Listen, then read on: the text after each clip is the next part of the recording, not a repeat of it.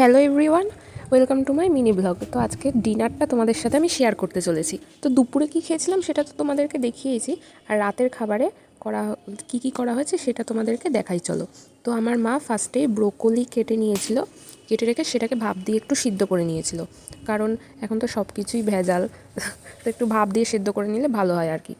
তো সেটা করা হয়ে গেলে তারপর কড়াইতে দিয়ে তেল দিয়ে ওটাকে ভাজা করা হচ্ছে। তো এই যে ফার্স্টেই কড়াইতে ব্রোকলিগুলো দেওয়ার পরে হলুদ নুন দিয়ে এবার এটাকে ভাজা করা হচ্ছে। তো এদিকে তো নাড়াচাড়া করে ভাজা প্রায় হয়ে গেছে। তো আর এদিকে মা আটা মেখে রুটি করে নিয়েছে। রুটি করে নেওয়ার পর আর আমি এদিকে একটু পেঁয়াজ আর লঙ্কা কুচি কুচি করে কেটে নিয়েছি।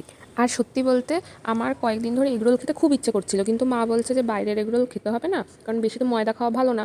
তাই জন্য বাড়িতেই রুটি করে ওটাকে তেল দিয়ে হালকা ভেজে সেটা দিয়েই আমরা এগরোলটা বানাচ্ছি আজকে বাড়িতে। তো এই যে রুটিটা তেল দিয়ে হালকা পরোটার মতন ভেজে নিয়ে ডিম দিয়ে এটাকে করা হচ্ছে।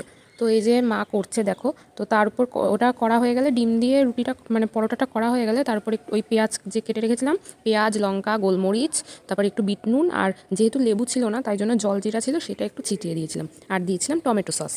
আর জলজিরা দিয়ে কোনো দিন আমি খাইনি, যেহেতু লেবু নেই সেই জন্য জলজিরা একটু দিয়েছি, যেহেতু ওটাও টক। তো খাওয়ার সময় খেয়ে তো দেখলাম খুব সুন্দর লাগছে খেতে, মানে একদম এগরোলের মতন। ময়দা দিয়ে করিনি তো কী হয়েছে, আটা দিয়েও তোমরা একদিন পরোটা বানিয়ে এভাবে এগরোল বানিয়ে খেতে পারো, খুব সুন্দর লাগবে। এতে তোমাদের খারাপ জিনিসও খাওয়া হবে না, আটা দিয়ে খাবে ঘরোয়াভাবে, খুবই ভালো লাগবে। তো আজকে রাতের মেনু তো এটাই ছিল, এগরোল আর হচ্ছে একটা রুটি, মানে একটা পরোটা দিয়ে তো এটা এগরোল হলো, আর একটা রুটি আর তার সাথে ব্রোকলি ভাজা। তো আজকে এই শীতের দিনে রাতের মেনুটা তো আমরা এটাই খেলাম। তো আর তোমরা কে কী খাচ্ছ বলো?